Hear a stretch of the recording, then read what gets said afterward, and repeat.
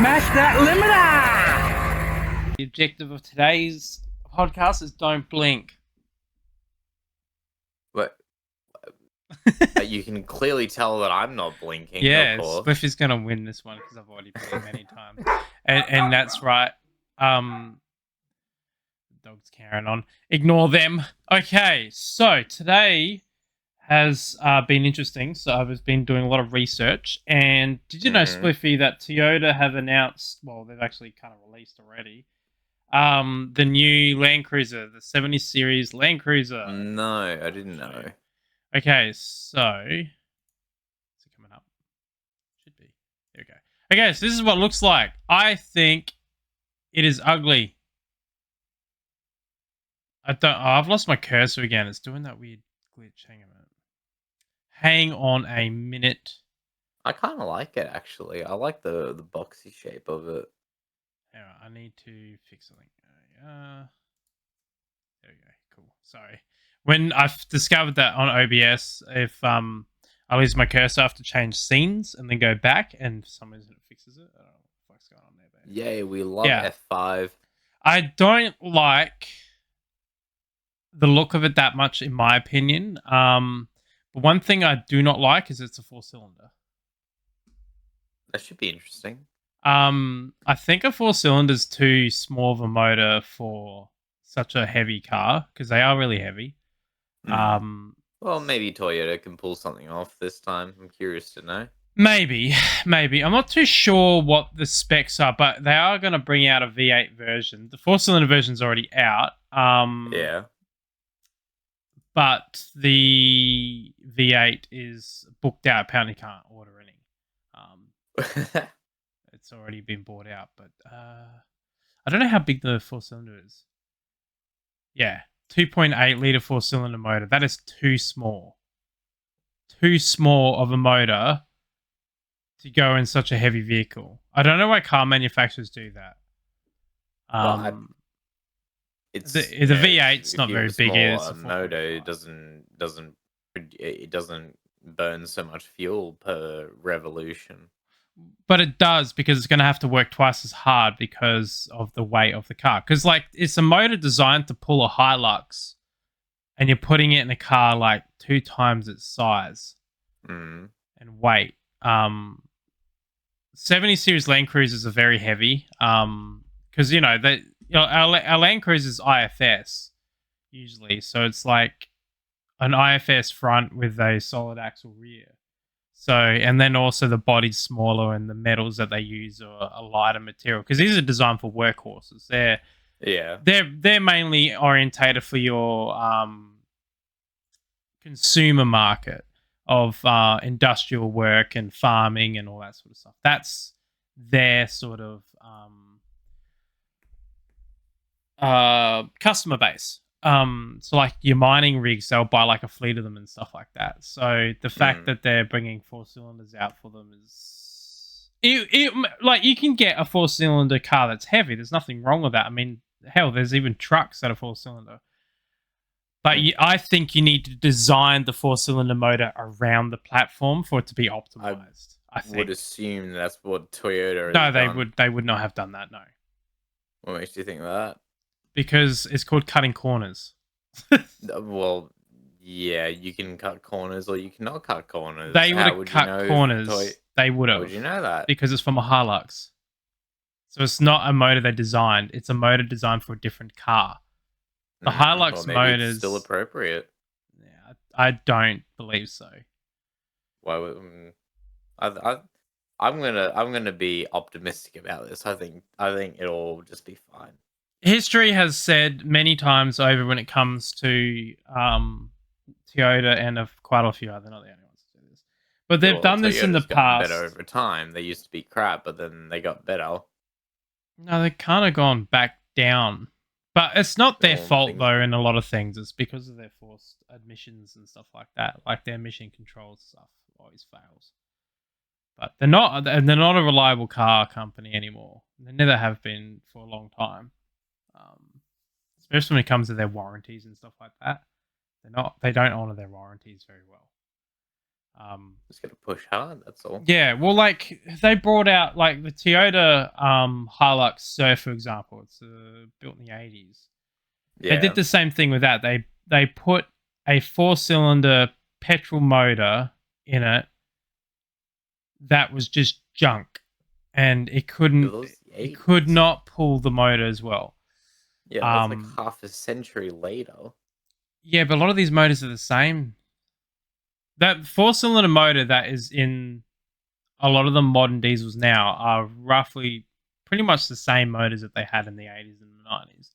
The only difference is instead of being carbureted, they're fuel injected and they have a lot more add-ons. Or they use different components that are made out of different materials, but the block is the same. And the leadage is the same in a lot of the times. So because it's really expensive to engineer a motor. So a lot of car companies will take one motor, and then they'll make a whole heap of different models for different applications. The biggest examples is the Mitsubishi Mirage, right? That motor, it's a four-cylinder motor, has been used in so many different vehicles and machinery for years, even to this day. That motor is still used in forklifts. All your Mm. Mitsubishi forklifts have that motor in it. That same four-cylinder motor. That's the same four-cylinder motor since the 80s. They don't change much over time because it's like, why do they need to? They feel that they just basically update the materials used because we've got more available materials these days, better quality stuff, and they just keep doing it. But the same mistake always happens with car manufacturers, and this is what I'm getting at, is they'll put an engine designed to carry a small car and they put it in a big car and it never fucking works. You always end up with issues. Longevity is the biggest one, where the engine will just not last nowhere near as long. My audio's fucking up again. It's going quiet and getting over this thing. So yeah, I don't know. It'll be interesting to see how it goes. It's only early days. It's only just come out, but I suspect that it won't be that great. I think it'll be alright. Yeah. It'll So, work just fine. well, you won't be able to tow with it very well. That's the Well, whole point maybe of them, or carry weight. it depends on what the transmission's like. Transmission's not going to help that much. It's got A little it's bit. got an 8-speed automatic transmission attached to it. Yeah, that's probably because they're getting really low ratios on the first gear, so you can get the thing moving. Yeah, but you still need the torque from the engine to be able to pull it. That's the problem. But Say, not if you for get a example, no, if you got like a really low ratio first gear, you can put a damn lawnmower engine on it if you want. no, that doesn't work. I mean, it doesn't It work. doesn't work. That's not how it works. You can do the ratio, like it will help the engine, but you still got the problem. The torque figures going in's got to equal the torque figures going out. You can't put a lawnmower engine in a vehicle and have this giant fucking gearbox in it to be able to pull the car. It doesn't work. People have tried doing stuff like that before. It just doesn't work. In theory, it works, but when practicality comes into it, it just doesn't work at all. Um, that's why, like, there's a formula that they use when it comes to like I think we looked at this horsepower last and time. torque figures and stuff. Yeah, I think we did. Yeah, but yeah, I don't know. I can see what they're trying to do. They're trying to bring out like a more economic model of the 70 series and seeing how it goes. Though from the way that the sales of the V8 version have all been like sold out already, Yeah. I think the money's on the V8 version over the four cylinder. Oh yeah. Because they did the same thing with the Mustang. They brought out the EcoTech, or sorry, EcoBoost four-cylinder Mustang. Yeah. And in theory, everyone thought it was going to be fucking great because it actually had quite good figures and stuff because it was twin turbocharged and whatnot. Or was Yeah. it turbo? No, I think it was just a single turbo. Anyway, it doesn't matter. and it was a heap of shit. It had no power. It was just gutless. People who worked it, like upgraded it, it was just gutless. They could not get the power out of it because the body was heavy and the engine was not great for the size of the body. So it just didn't really work. So that's why you don't see them running around anymore. I think I saw a couple of them. Now it's all for GTs. No one buys a 4-cylinder. Because like within like the first month of it being sold, every single person that owned one hated it online. They just said it was unresponsive, it was weak, it was gutless. I couldn't even put my foot down. It felt like I was going nowhere. It wasn't great on fuel. Yeah, so on and so forth. So I don't know. It would be interesting. I hope Toyota proves me wrong. But one thing that is interesting is their new Toyota hybrid Camry they released. Yeah. 4-cylinder only. They got rid of the 6-cylinder variant. So that's quite interesting. I don't have a problem with that. It would be nice to have a 6-cylinder Camry, but 4-cylinder is fine in Camrys because that motor is designed for that car. So it's fine. Yeah. Okay. Yeah.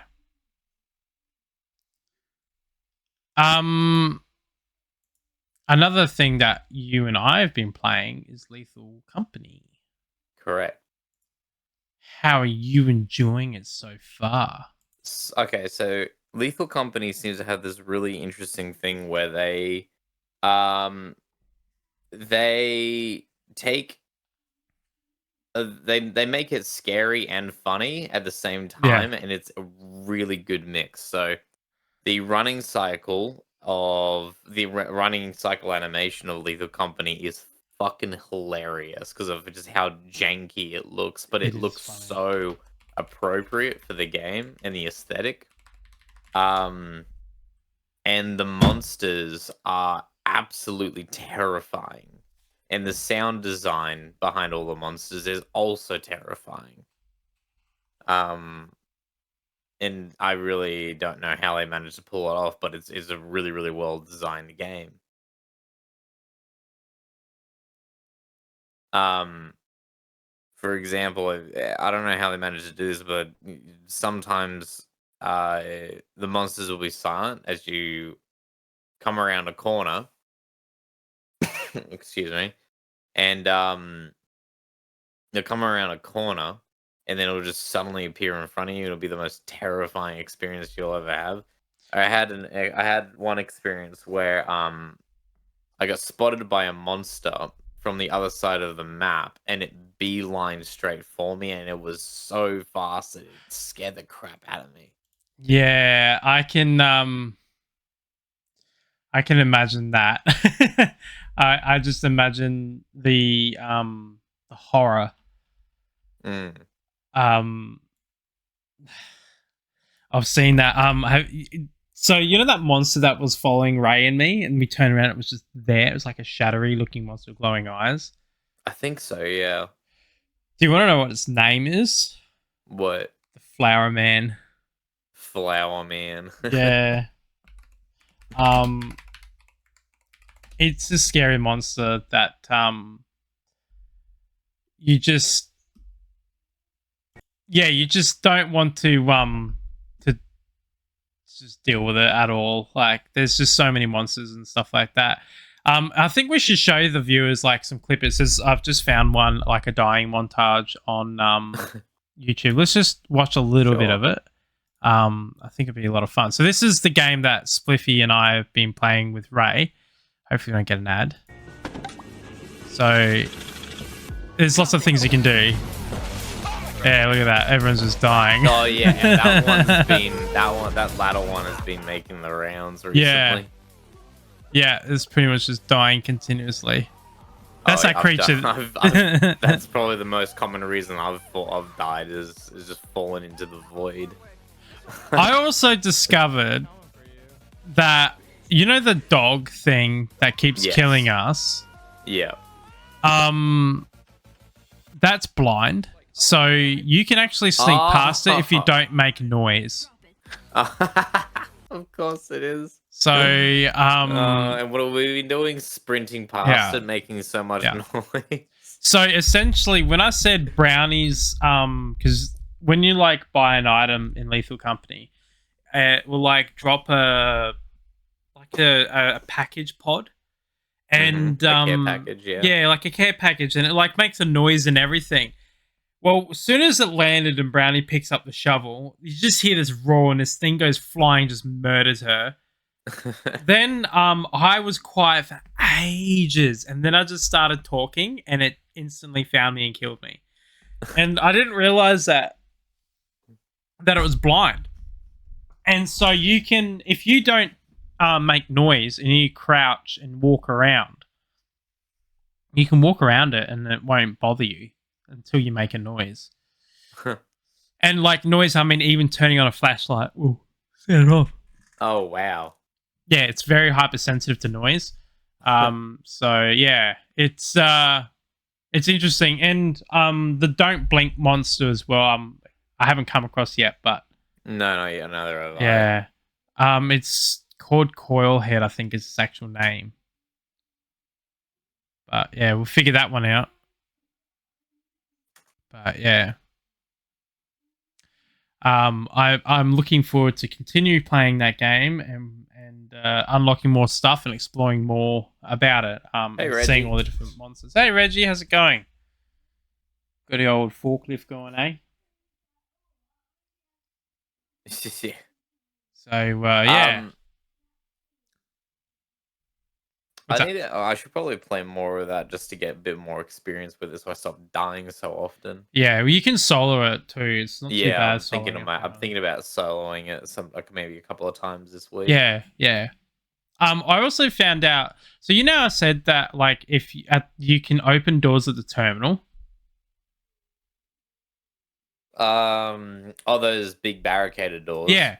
So if someone stays in the ship on the computer, you can actually open those doors up so you can get more loot. Right. And also, the mines, you can deactivate or explode them from that terminal as well. So if you have someone inside and they scan it and identify which mine it is, you can actually blow it up from the terminal. And the turrets, you can deactivate them for 3 seconds as well. Oh, that's not helpful. I know the turret's not helpful, and also turrets are indestructible too. You can't destroy them. Oh, that's great. And if you bop them, they instantly shoot 360. If we block them. Or we could put If we it. block them? No, if you bop them with a shovel. Oh, bop them. Yeah. Oh. Yeah. So I'm not going to spoil anything else, but those are actual hot tips that I think anyone who's playing has been struggling with. They should learn about that because.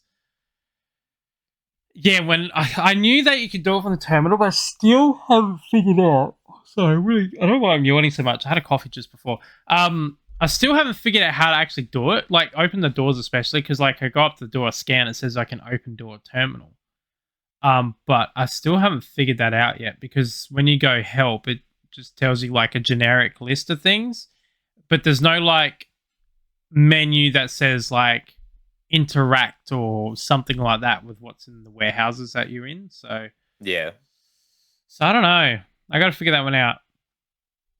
But I'm definitely going to keep playing it. Yeah, I'm definitely going to keep playing it. It's so fun. I might solo a little bit myself. It is a lot of fun. It is.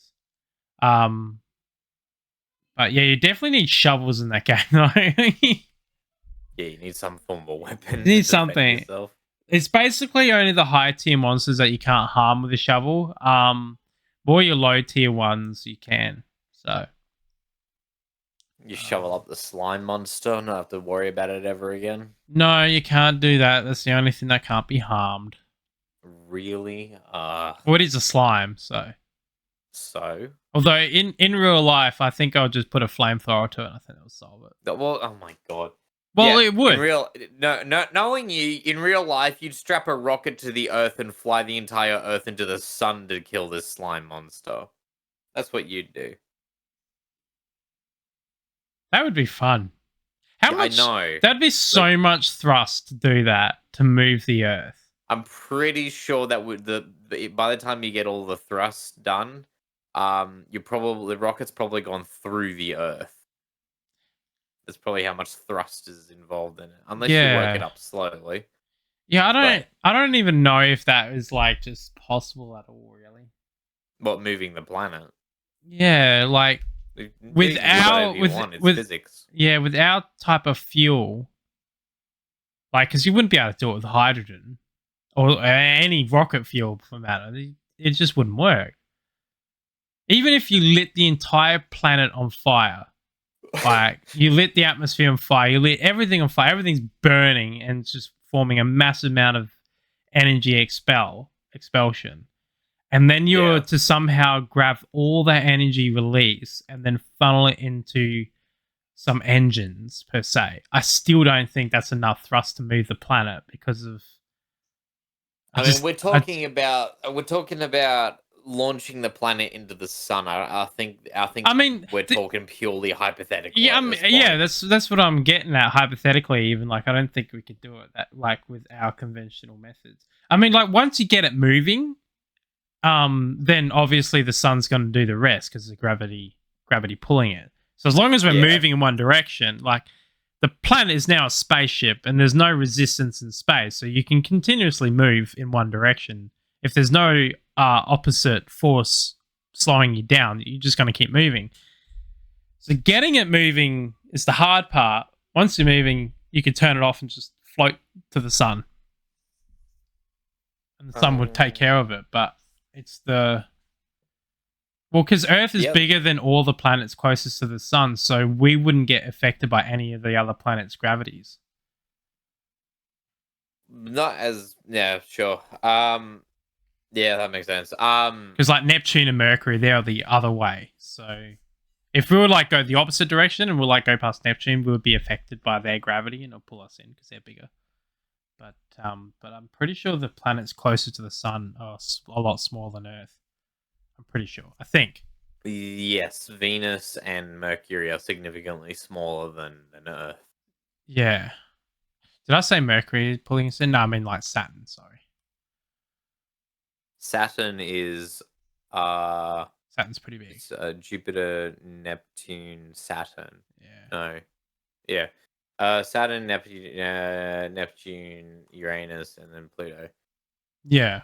Well, Pluto. Um, so Jupiter will probably have the biggest effect on our gravity, but that's Yeah, Jupiter's 43.441 miles in diameter. diameter. Yeah, circumference or whatever the fuck it is. I don't know how they Yeah, work it out, but one or the other.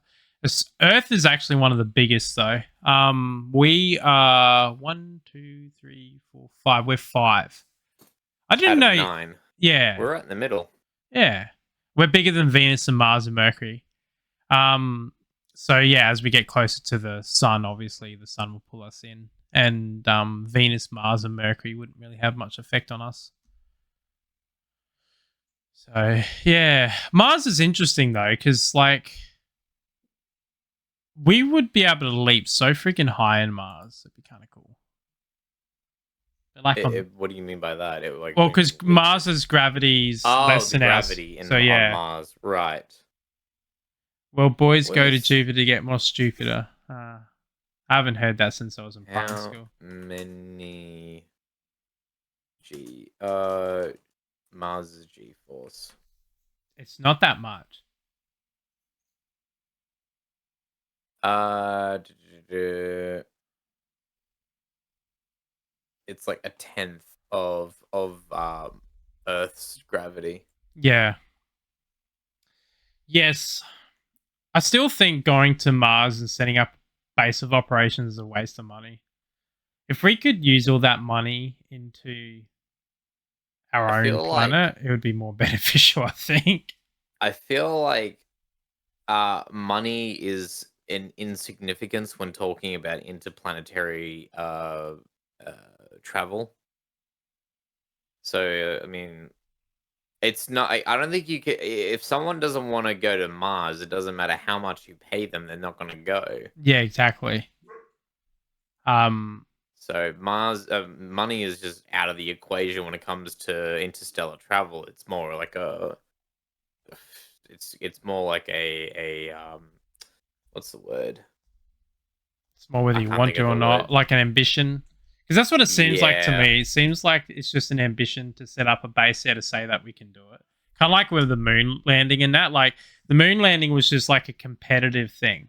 It was like yeah, it America's was. going to beat Russia, Mm, and that was it. Now it's the same thing, but it's to Mars, and like China, Russia, and America are like all competing to do this Mars thing. I know Russia's definitely out of the playing field with this one now because of the whole war in Ukraine. It's kind of bled them dry. yeah, So their space missions are pretty much going to be, well, shit. 20 years from now. Yeah, they're gonna not gonna recover from this at all. Um, but America's gonna get there. I mean, we've already gotten there, just not physically as humans.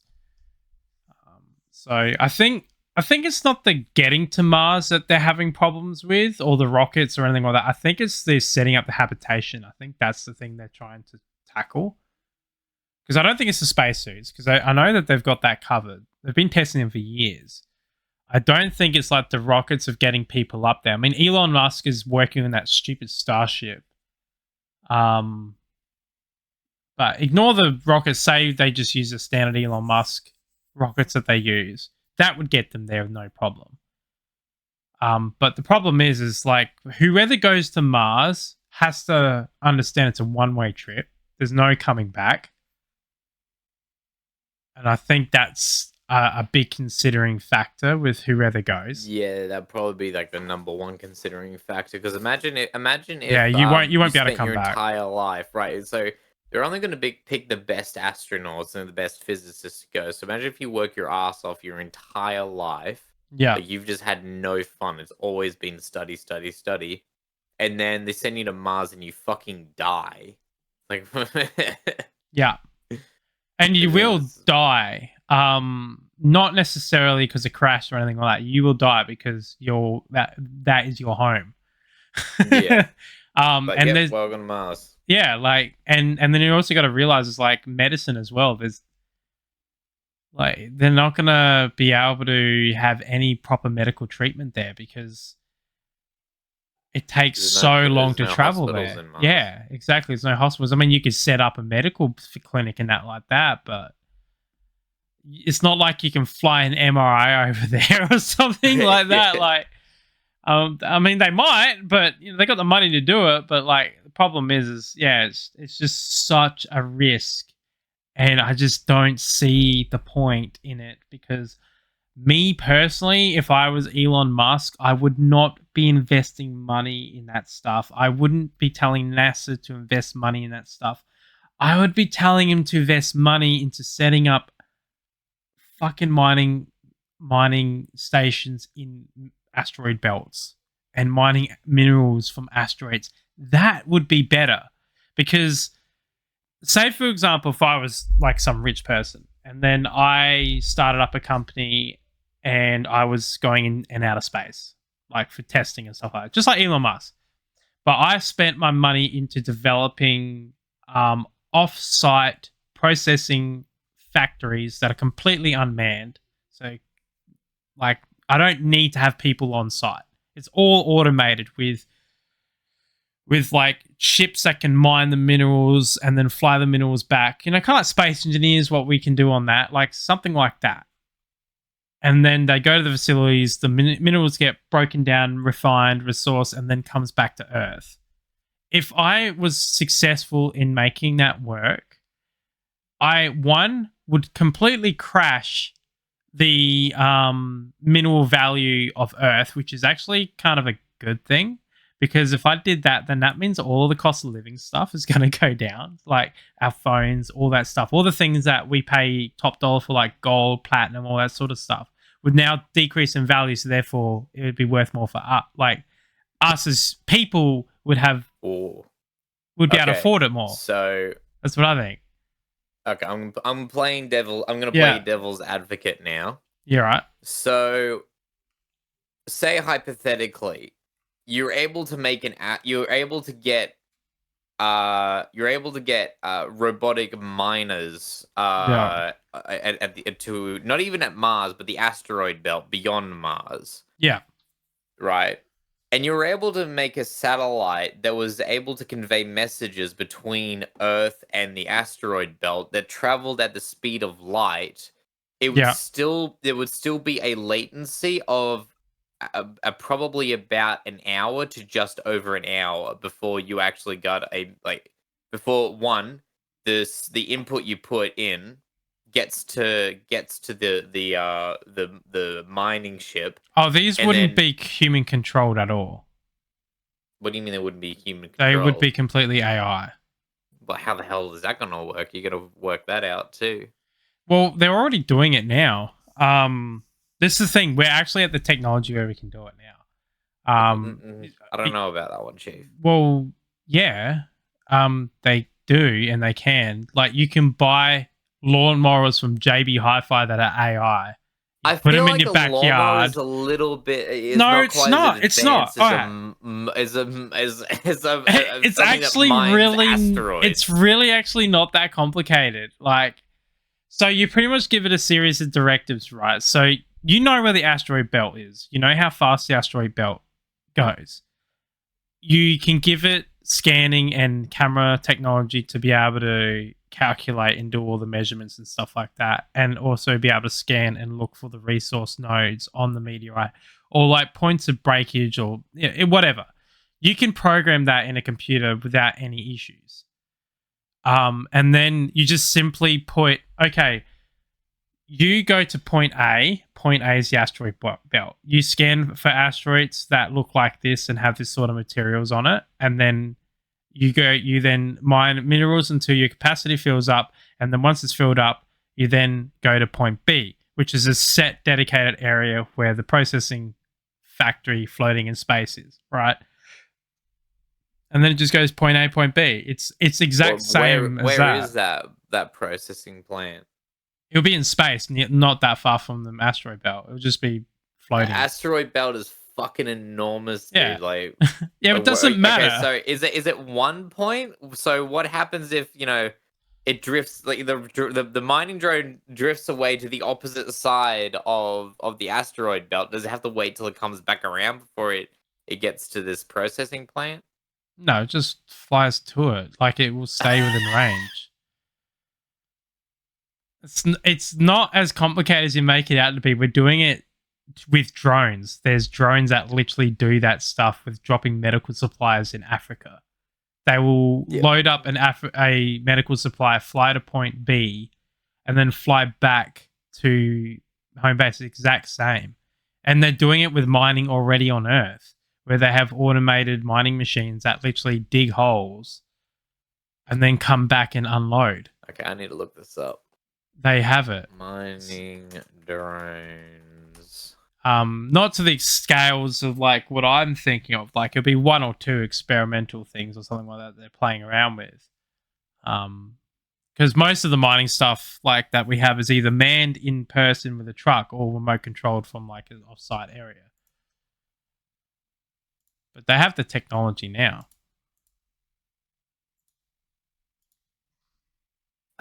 I feel like it's a little bit more complicated in Oh, space, being like more 3D rather than 2. Like if like I mean, 2D it is, on but being on the ground. all it is just basically extra variables that you have to add into the calculation. That's it. I mean, it's Yeah, not but really is it any gonna be different, capable of doing that? but it's no different to a flying drone. Space and sky are the same. It's three-dimensional. You got up, down, left, right, angled up, down. Like, it, the thing is like it's possible and it can be done. Anything is possible. It's just that have we figured out how to do it? I reckon we could do it. It's just no one's wanting to do it. And I know why no one's wanting to do it. BHP were planning on doing it years ago. Then they just suddenly, all of a sudden, cut all the fucking research in it. And I think the reason why is because they were probably worried that if they were to start space mining now, then they will basically tank the prices of a lot of the minerals that they get a lot of money for. Like platinum, for example. Platinum's worth a lot of money because it's literally only found in space, and the only way it gets on Earth is through meteorites over many, many like millions of years. So platinum's worth a lot. So mining platinum and gold and all that sort of stuff, like it's worth money. Where if they suddenly had this influx of these rare minerals from space coming in, it would just tank the market and they won't make as much money. I think that's why they cut it. I don't think it's because they can't do it, because I know they can do it. They got the money and the resources to do it. I just think that they thought the cost benefit of doing it and crashing the market for themselves is probably not worth it. They'll probably do it when our mines run out, though. I guarantee you, when the mines start running out and we start running out of resources on Earth, which isn't too far off, it's going to. No, I think you're trying to scare everyone. No, I'm not when trying you to say scare that. everyone. It's not too far off. It's like not within our lifetime, but it's going to happen. Platinum we're running low on, though. There's not that much of it Well, left. we're always running low on platinum. Yeah, exactly. It's so rare. And same with gold. Gold's almost running out. I'm sure fine. I'm sure gold's fine. But we don't use it for much, really, so we don't really need it. It's for what there is plenty enough for the electronic components that we make with it. In terms of jewelry and stuff like that. Even. I think actually, hang on. Most conductive metals. All right. Most conductive. I know lithium isn't going to last. Oh no, lithium's got a. Lithium's everywhere. Apparently. Yeah, lithium's pretty common. So maybe it's plutonium. That's actually not. Not plutonium. Uranium's not actually that common anymore. I know all our mines are getting tapped out. Silver, copper, gold, and aluminium. So copper is actually more conductive than gold. What is it? Why is gold used then more in processes rather than copper? Is it because it's better insulated? No, I really don't know. Why is gold used? Maybe it's because it's soft. Audio. Well, copper's also really soft. Yeah, but gold's way softer than copper. Let's have a look. See. Like if you have a block. Oh, right. It's corrosion resistance. That's why. Yeah, because gold doesn't react to anything. No, because it's similarly actually, I don't know how similarly it is conductive to copper, but it doesn't produce copper oxide. Obviously, it doesn't oxygenate. No, it's a very stable metal. That's why, like, if you find a gold vein, you won't. Gold's one of the easiest minerals to process in mining because it doesn't mix with anything. Like, you'll find a vein and there'll be rock here and rock there, and the gold's in the middle, and there's no rock in it. It's on its own because it doesn't. Yeah, it doesn't react with anything. It just minds its own business, essentially. Where, like, copper, for example, you'll find bits of copper mixed in with the rocks and stuff like that, or a lot of the other materials. It's kind of cool. Minerals are cool. But anyway, my point is like, eventually, in many, many, many years' time, because these companies will still be around till that day, they will probably be like, hey, we have all this technology for space mining, so we're going to go mine space. And then they'll just go in space and mine it, which I think is going to happen. They've also got to work out how to do it, safely and efficiently as well. If they did it with, take a long time. Yeah, if they did it with drones and stuff like that, and not need people up there, that's probably the safest way of doing it, and the most cost effective as well. Right, yeah, because I probably wouldn't go space mining unless I was paid at least like $1 billion a year. Exactly, yeah. And then also you got to give them food and all that sort of stuff. Where if you had everything robotic, you don't have to do anything really. Yeah. And maintenance wise, I guess at that stage, it's a huge operation because it's not like one of these things that you're just going to send a drone that's capable of mining asteroids into space and hope. You need a facility and everything. You need to be able to charge it. You need to be able to do lots of different things. It will be an operation for sure. Yeah. Because like imagine it like on its first run, it like something goes wrong and it runs out of battery, and you think, well, shit. Yeah, because you would also have to think as well, are they going to have people up there to maintain them, or is it going to be Yeah, they'll maintained have by to the be facility? maintained. It's way too Yeah. hostile of an environment to just not have maintenance. Yeah, I wonder if they'll You have like to- make recovery drones that literally go out to the and hope that they come disabled back drone. too. Yeah. Yeah. Uh, At that point, Yeah, you may as well just make interesting. all the mining drones capable of rescuing each other, as opposed to just having dedicated rescue drones. Hey, yeah, that'd be a smart idea too. Like when it's disabled, it just sends out a signal, and then the closest one nearby, responds to it and grabs it and pulls it back. It's not a bad idea. Technology that we got now, it's only improving, so we'll get to that stage eventually. One day, I think we'll see it in our lifetime too. So space mining. no, just the AI intelligence, and the robotics that come with it. Right.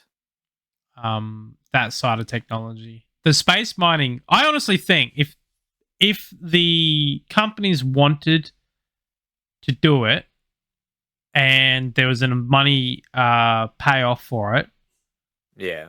I think they would have already done it by now and it would be happening now. Honestly, I truly believe that. We're a lot more advanced than what we give ourselves credit for. We just don't use the technology or develop the technology necessary, usually because the money initiative's not there for it.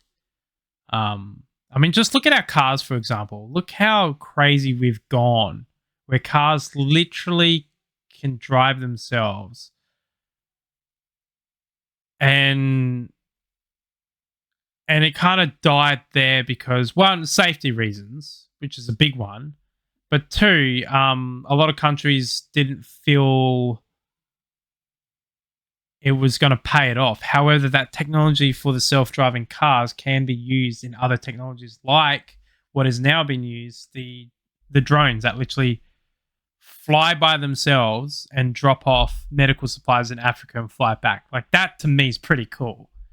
Like there's no one controlling those drones. It's completely robotic and AI driven. So it's cool to me. Like they adjust for wind and everything. Yeah, and they drop off the parachute exactly where it needs to go at the facility, and yeah, they just turn around and come back and land. So yeah, have you seen what I'm talking about? I'm looking it up now.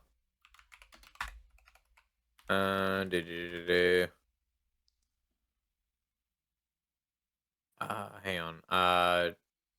So, remote drones, or this is self flying drones. Let's see. It's called Zipline. The MK-27-2 drone.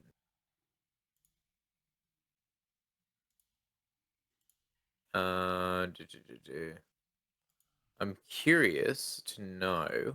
Okay, I'll show it on the thingo. So this is a little doco thing on YouTube about them. So they're talking about, this is a medical facility where they drop it off for the hospitals. So a typical scenario, And it goes in that little box. The farm and is bitten by a snake and reports to the nearest health And hospital. they weigh it and whatnot and strap it. God. Sick and tired of adverts.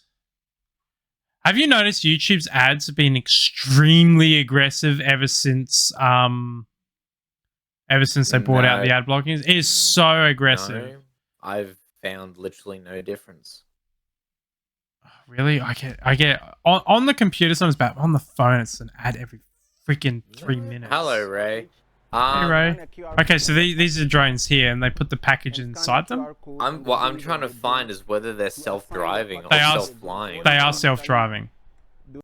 So also after loading the package, I don't like, honestly. I You have don't a mind the second YouTube operator ads. It's handle like with the it's wing. half the time it's On the phone at the Leaving moment, the there's a body. bug where you can't skip it, and it's super annoying. So what will happen? It will start the countdown, and it'll be stuck at 6, and you can't skip until the ad has ended, and then you press Yeah. skip, and then it goes to the next ad and does it all over again. But what I found is if I minimize and then maximize the YouTube profile, it will then start the countdown and I can skip it. Yeah, well, then there's your solution. Yeah, it's a bug that's happened in the latest Android YouTube update. I don't know what's going on with it. Okay. The same check. So Oh. it basically goes in the zip line and then it flies off and then it Then drops its finally- medical supplies. I'm gonna They follow through with more. see. Look, see that there? physical checks One just flew back, just there, and some it gets internal caught checks done by the drone caught itself. in the line. Oh, So- that's how they catch it, I guess. Yeah. So They these, actually Yeah. I thought it just did a. yeah. So Shut up, guys. So Then finally, you'll see it fly the past and get photo caught. comes in with the battery and complete Like this is the whole happening in activity with Africa. the- This is amazing to me. We need this technology for out in the communities to fly Yeah, medical they're doing it in supplies the and stuff like communities, that. just communities in Africa. Yeah, see, look, there you go. You got More caught. Physical What checks the I don't.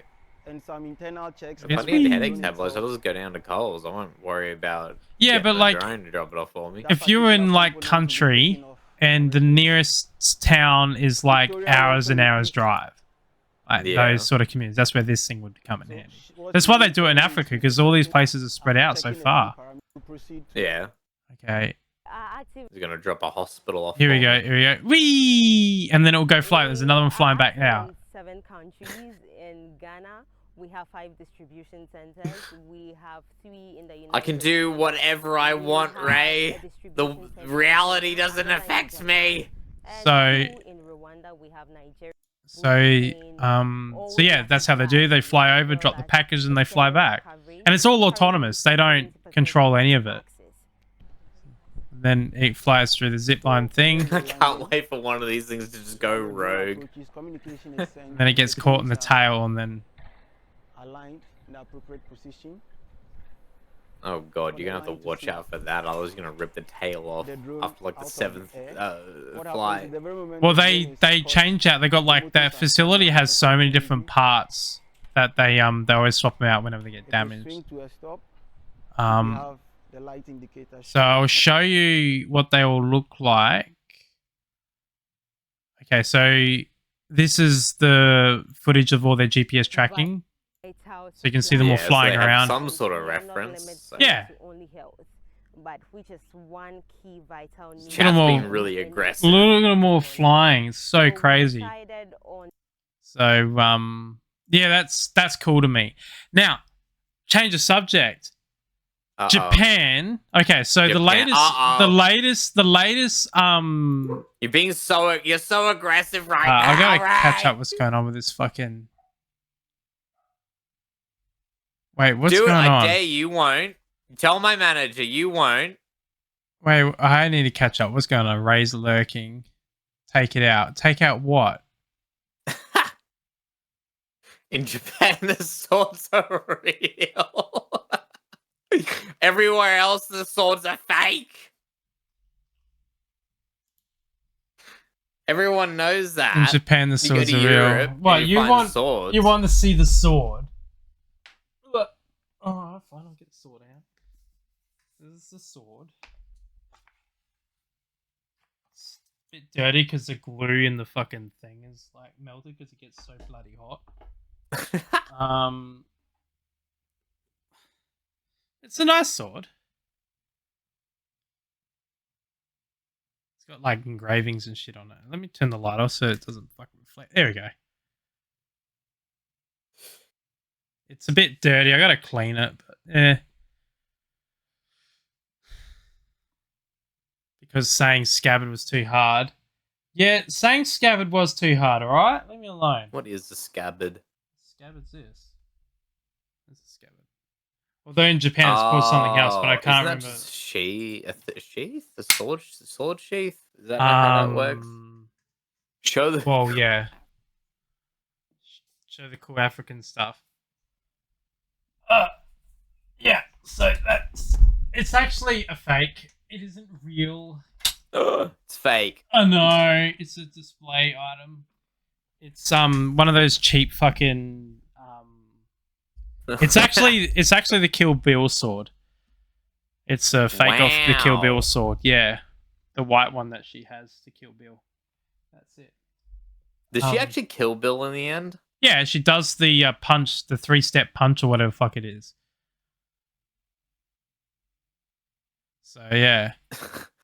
Okay, so What? so as you know, the Godzilla. So Godzilla Hang on, Goose, how old is Kill Bill the movie? is very, very old now. It was released in 2000. It's been literally 20 years, dude. There's no spoilers for movies that are 20 years old. You don't get trigger warnings. Nah, you don't get any, sorry. Okay, so the Godzilla movies, the Western Godzilla movies have been kind of meh, right? You feel old, Ray? Right, Spliffy? Like, No, have I'm having fun with That's so chat. good. Sorry. that's all good. So they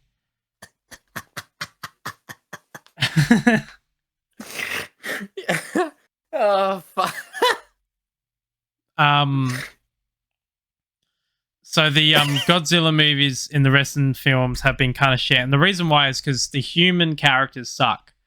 They're uninteresting, and all you want to do is watch the monsters fight, and they don't show enough of that, right? So Japan brought out a movie called Godzilla Minus One. Godzilla minus one. Yeah, What? I know. It's How does that work? We're not gonna start with at 1, and we're gonna start with minus well, 1. it's Japanese. I don't know why it's Godzilla Minus One, but apparently it is so popular. Metacritics have given 100%. Oh, what? It has perfect ratings. And it's doing really well, and people love it because the humans you actually care about, and Godzilla is the villain. Godzilla's the bad guy in this. So a lot of people want to see it's how Godzilla. it's supposed to be. Exactly. Okay, so I'm going to show a bit of a trailer on it's it. a prequel because a prequel would be 0, not minus 1. Exactly. Now watch this. Are you watching stream, Spliffy? Actually, you know what? I'm just going to send this link to you so you can watch it in your own. Alright. Lizard Beast gets perfect otherwise we get in trouble. Alright. So I got it up. Okay. Alright. Now this is okay, just so this is a trailer? this is like a trailer of his atomic breath. This is how his breath should be. Okay? Right. So Seth the Zilla, the perfect channel for Godzilla content. it looks sick. He looks sick too. Who made it? Was it Japan. Legendary that made? Wow, dude, he's like wow. Yeah. He actually has an atomic breath. It's not like a laser beam that is superheated in one area. It's like a beam that literally is a nuclear blast and destroys everything. Dude, someone's gonna die. Yeah. So I have to watch that next week. I'm gonna go to the cinemas next week. Everyone has seen it, says it is amazing. They're like the character development of the Japanese family, because it's post World War II. So this is just after World War II, right? So obviously you got the 2 atom bomb drops calamities that happened in Japan, and then the after effects of that. So you get to see all the afterworks of these families after World War II.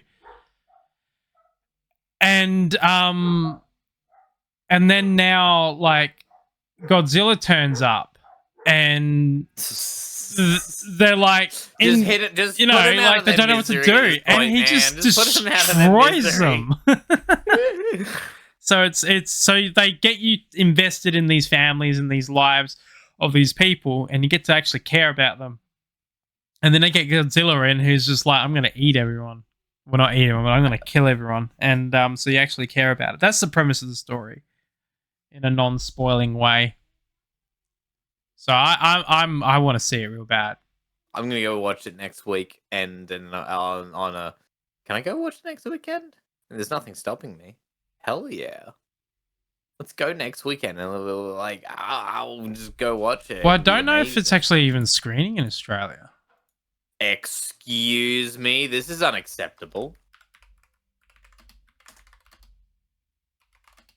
Hang on.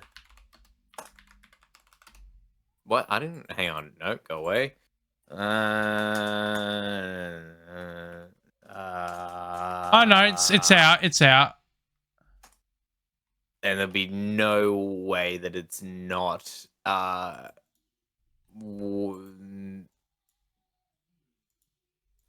Let's see. It'll be. The release date's the 1st, the 12th. Five Nights at Freddy's is still showing. Okay. All right, so it is showing, but there's only one session per day. Oh wow. It's not even showing at my local cinema. Yeah, I can't see it in my local cinema either. I'm gonna have to go to wow. I have to go to Mitcham. That is so far away. I'm not. No, I'm not. Okay, maybe we don't go watch. Maybe we can't go watch Godzilla. Maybe I'm gonna have to pirate it. -1.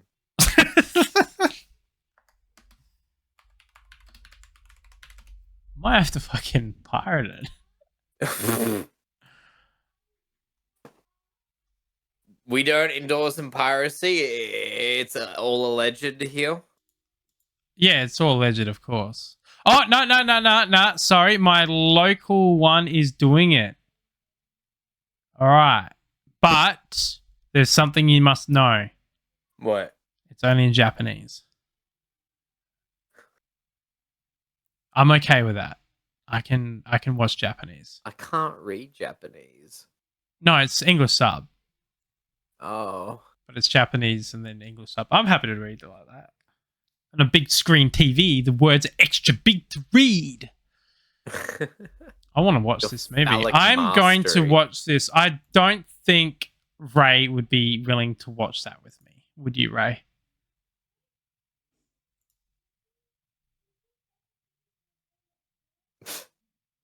I know, right?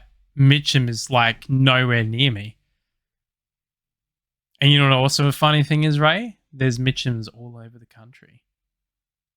There's there's country everywhere. There's a country in Australia. Did you hear about it? It's crazy. There's a suburb in Australia that's about 30 minutes away from Ironbark called Tittybong. Great. Okay. Spelled exactly the way you think that it's spelled. Yeah. No, all Ray, fun. No, don't lie. Don't lie. Ray is There'll be lying. no lying in chat. There will be no lying in chat. No. There'll be no lying in chat. You're not allowed to lie in chat. I actually prefer that Atomic Breath over the American one. Because the American one was like this is the king of monsters, Atomic Breath. And I think that's the one where he goes up against like all the other monsters and stuff. Like the three-headed dragon that shoots lightning. That's the Tridra. Yeah, it was such a stupid movie. I didn't like it that much. Gydra or whatever. German subwoofers, D&B subwoofers. But yeah, like long live the king. Yeah, she's like like her. Like she's in front of the thing. Like she lived after this. Like she would be dead. There was no way that she would survive that hit. If you can melt buildings that quick, like you would instant die. If you can melt buildings at all, yeah, you'd be like instant dead, and yet she lives.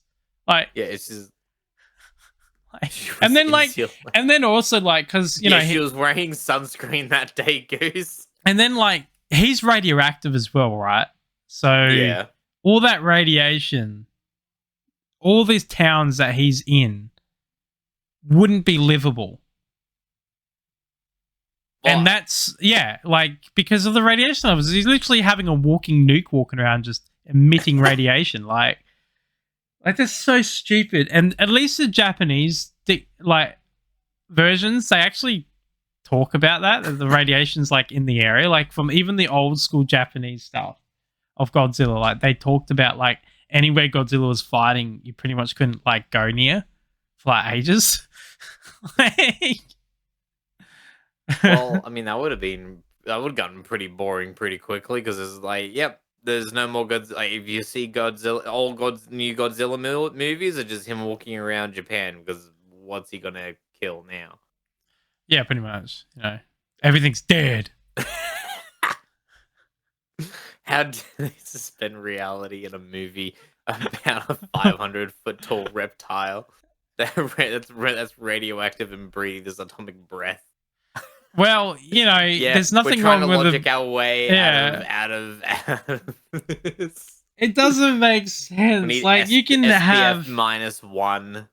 sci-fi stuff. There's nothing wrong with that. But when How to Train Your Dragon is more accurate than a fucking how many $billion movie that was, like.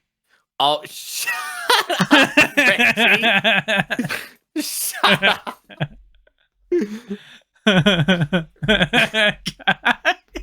Reggie, shut up as well. Oh, that's cracks me up. That is radioactive and breathable. SPF -1. That's the sunscreen you need. That's the sunscreen quality you need for fighting Godzilla. No, just melt lead on you yourself, and you'll be right. That's what you need. Just melt lead on you. Nah, I'm pretty sure that completely defeats the purpose. Melt lead on you as if that's not going to kill you. Well, it'd probably hurt less than what he's doing to you. I'm pretty sure it wouldn't, because I'm pretty sure you die instantly. I bet you there's some fairy dictations Shut of up, Godzilla shut up, stuff. do not finish. Shut up, do not finish that sentence. Shut up. You don't want to imagine it, but now you are. Shut up, no. Don't you dare finish that sentence. What? There's costumes of Godzilla. No, you're not. No. No. Yes. It'll turn into a podcast. No, I told you don't blink or you'll miss out. What? I told you if you blink, you miss out. Where are we blinking? Well, making you uncomfortable. No. Yeah. You're not allowed to do that. It's impossible. You're not allowed to. I don't know about that. You are not looking up Rule 34 Godzilla right now and about to show it on screen, are you? No. I'm searching Fairy Godzilla. No. Why? It just comes up with Godzilla like normal, or like a Bowser Godzilla combo, or King Kong and Godzilla. Godzilla combo. Yeah. Fire mushrooms. It's nothing like bad or anything like any means. It's just I don't understand how Fairy Godzilla and Bowser really come into the equation, but it does. Because there's nothing lizard people. Nothing bad in this, by the way. So, but yeah, like there's Bowser and there's Godzilla. I literally typed in Fairy Godzilla.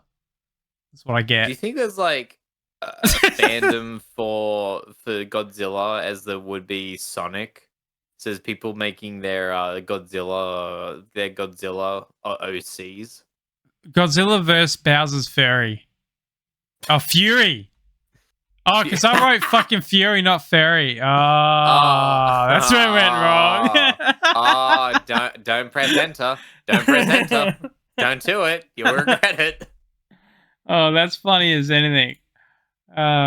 Is a power bot. It would not fucking surprise me if Godzilla was a power bottom. And now that's a thought that's gonna make. I'm gonna be thinking about that tomorrow while I'm at work. Oh wow, you're gonna be thinking about that, eh? Whether Godzilla is a power bottom, sure. I don't think he breeds. I think he dominates.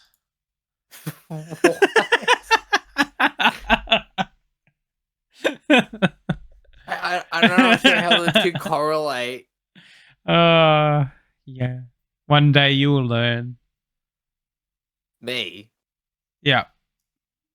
No. All right. See you later, Goose. Hope The you enjoyed great that. lunch. Have a good one, Goose. Enjoy later. work. That's what she said. You don't really understand that reference, do you, Spliffy? What? What I That's said. what she that, said. No. What I What did you said. say? What I did you said. say? What I said. That he doesn't breed. He dominates. No, I don't get it. That's all right. Okay.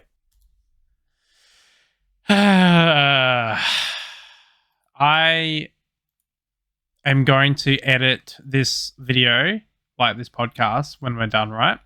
And then Yeah, I'm going in to strap together all of our Lethal Company videos and make a little, Oh. little, He's gonna clip. just a little thingamajig. Yeah, that's it.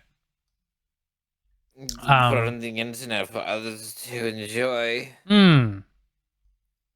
Yeah. What is something? So there was a murder. Well, they say it was a murder, but jury's out on that one, I think. Today, right? What? And don't worry, it's nothing like, I'm not gonna say anything bad, so you don't freak out. So it was an 81-year-old woman whose body was found, and they pressed charges lovely. against her 91-year-old husband. I'm surprised he could pull something like that off at 91. I suspect that it wasn't a murder per se, and I have a funny feeling she was actually really sick, and it was an assisted one.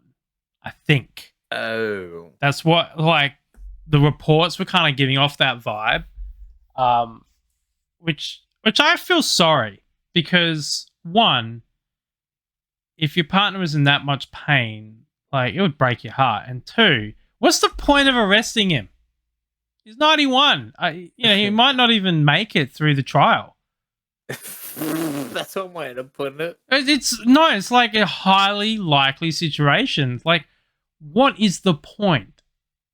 Like, and then also, what happens if he had dementia? Like, how can you prove that he was a sound mind if it was like prove that people have dementia pretty easily? Exactly. Like, I just think it's a waste of resources. Honestly, like, if he has no prior convictions prior to anything like that, very peculiar situation. Yeah, it's like one of those situations where you just don't know, and you just sort of like wonder, it's like, what is actually, law aside, I mean, legally, you break the law, you break the law.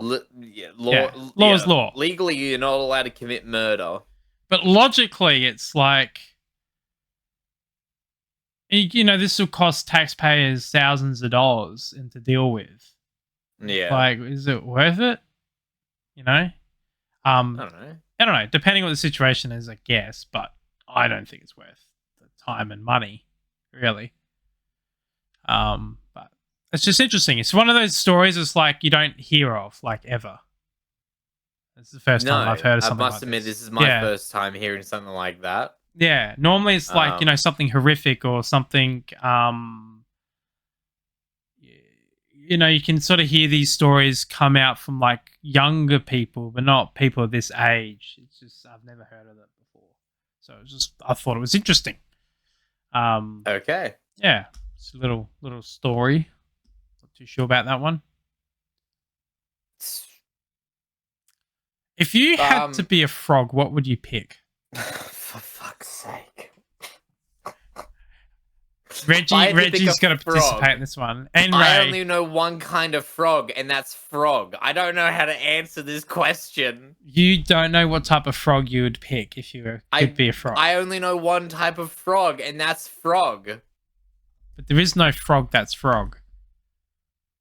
I only know frog.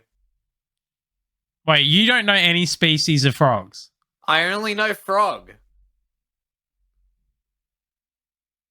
Oh, I'm sorry, mister. I got a fucking degree in this shit. I don't know a fucking frog species. Do you know toad species? I know the cane toad exists. Okay, well, at least you know that. Yeah. Okay. What I is fe- one of Australia's most famous pet frogs that Reggie's even can get hold of, or if he has already got some? And he's A already dumpy said frog? Hang on, I need to look he's this up. already Actually, said two of them. He literally has named 2 Australian frogs.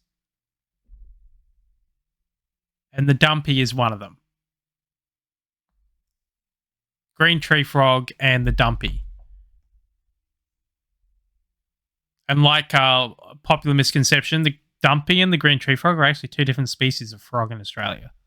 For some reason they always get mixed up. I don't know why. But they are different. Green tree frogs don't get nowhere near the same size as a dumpy. For some reason Americans call them the same, but I don't know why. I wonder if it's because they're like a subspecies of green tree frog. So it's a white tree frog and dumpies. Okay.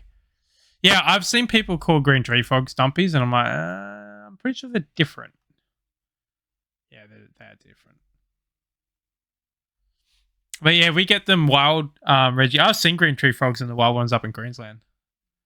Okay, so I'll list some of the Australian frogs. So we got the, I'll just show you. I won't list them. I'll show you. There we go. So we got the Biberon's toadlet, the western banjo frog. They're cool. The spotted marsh frog. They're really rare. They're critically endangered. They're a really cool frog. They got a breeding program at our local zoo. But they're endangered. Some doesn't say that they are there, but I wonder why that is. Fry's frog, that's cool. Red-eye tree frog, a lot of people love them as pets. The Jervis Bay tree frog, haven't seen one of them. The vampire flying frog, I don't think I've ever heard of this one. Okay, whatever. Okay. Don't think I've ever seen this frog before. That's cool. Looks cool. It's a cool frog. I've seen these guys. Haven't seen them. I've seen them. The red crown toadlet. Yeah. It's cool though. Yeah, all sorts of frog species. We've got heaps of them. Look at them all. Look at all the frogs. A lot of the Australian frogs are on the endangered list as well, which kind of suck. But yeah.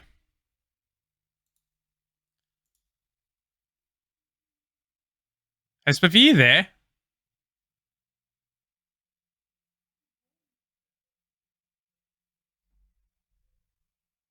What's going on? Everything's gone quiet. Have I pressed the wrong button? Yeah, you must have. I pressed the wrong button. You were quiet for so long. I sent you a whole bunch of images. Look at them. Okay. Well, what have you done? I have found the frog that I don't know what it's called, but the first one is a frog I would be. And then the two following frogs are the vampire flying frogs.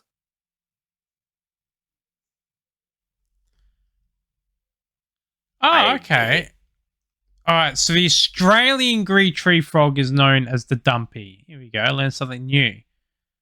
Because we also have the green tree frog, and then we also have the Australian green tree frog. Our naming is very unoriginal.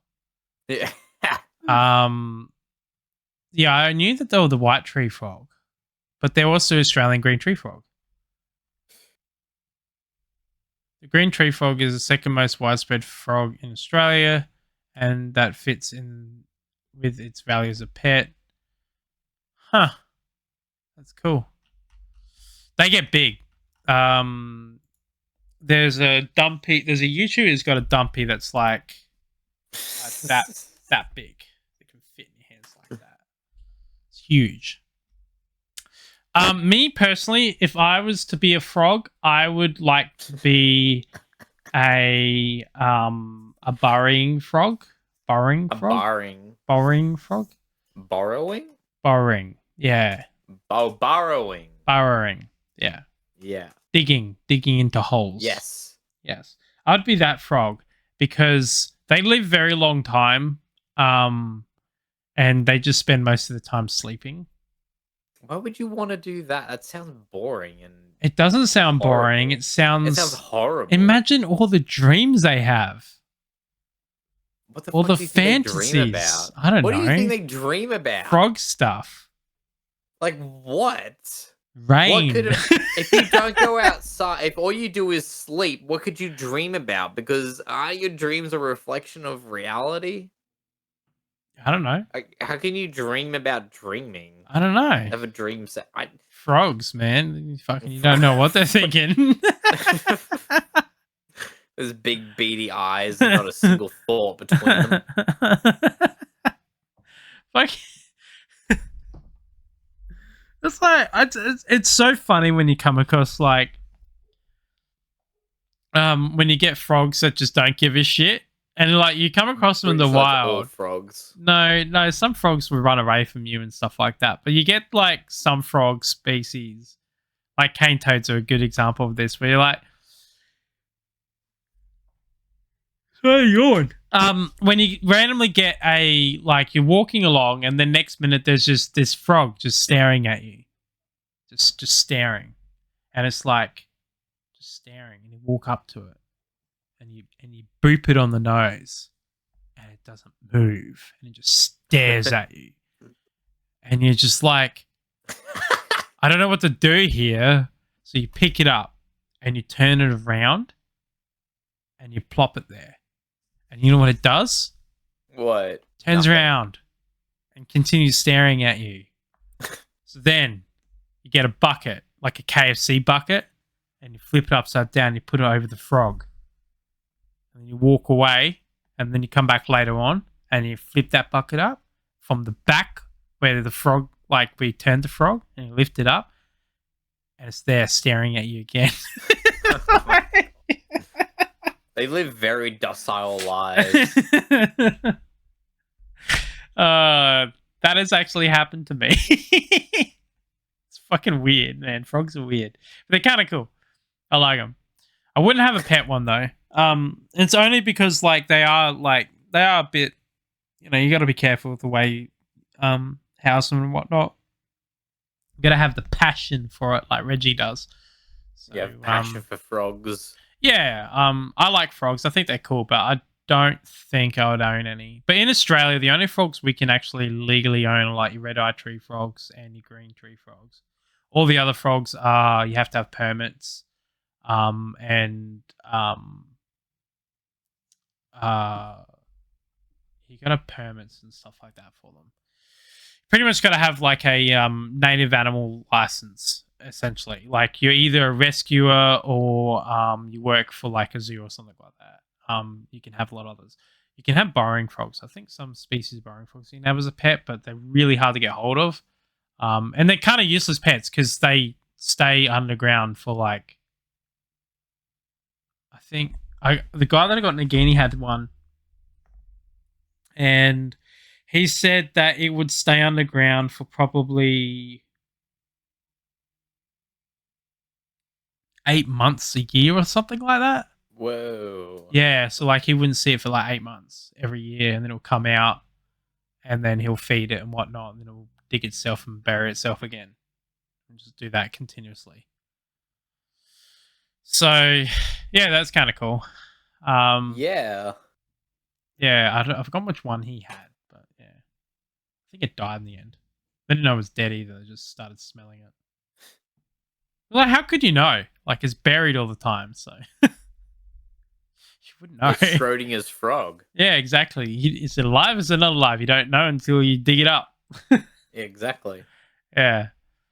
So it's kind of interesting. What other topics have you got? I really have. I don't know how to top frogs.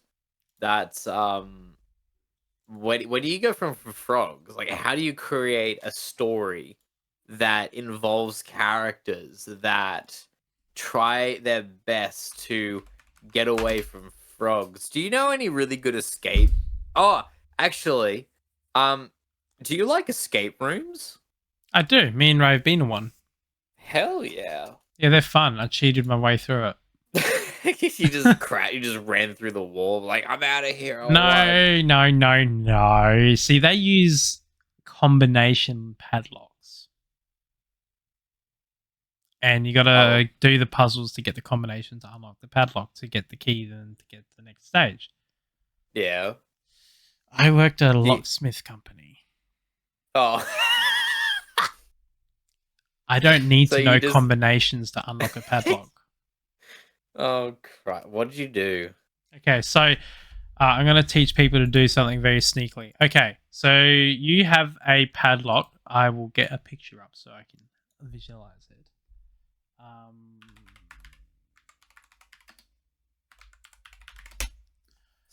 Okay, so you get a padlock like one of these, right? Hmm.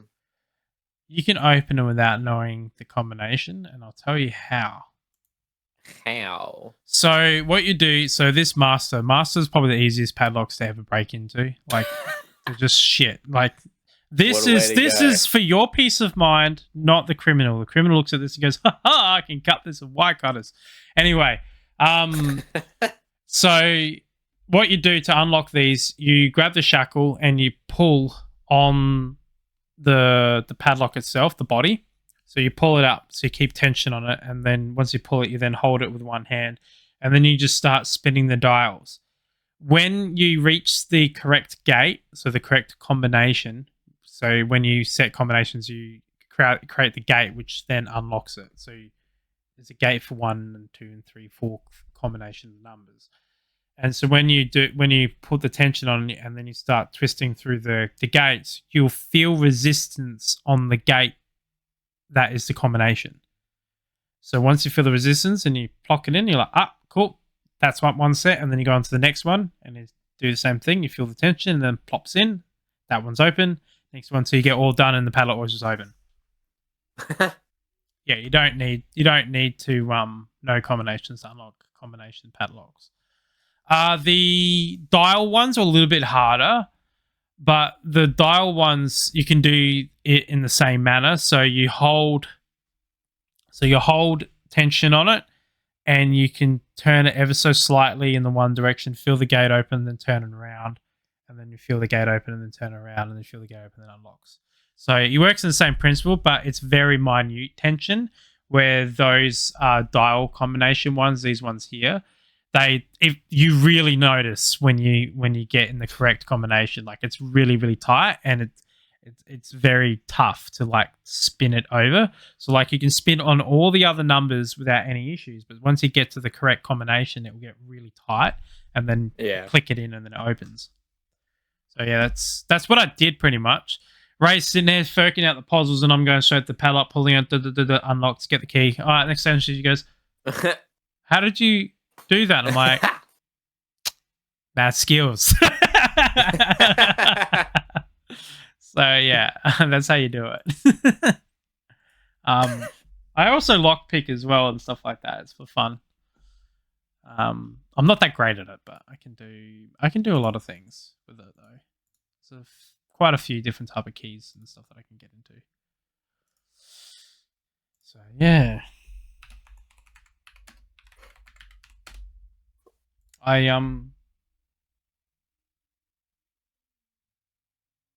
What? I wonder where my test padlock has gone. I have a practice padlock that teaches you how to lockpick. Let's see if we'll find Oh, it. right. Well, it's definitely gone now. That's somewhere. I've put it somewhere. It might be in my little drawer here. This is like the drawer that I just throw everything when I don't really. We all have one of those drawers. Yeah, I have many of them. I've got like 8 of them. I'll be right back. You keep a talking about All right. stuff. Okay then. I will talk about pro audio equipment because that's what I'm into. I'm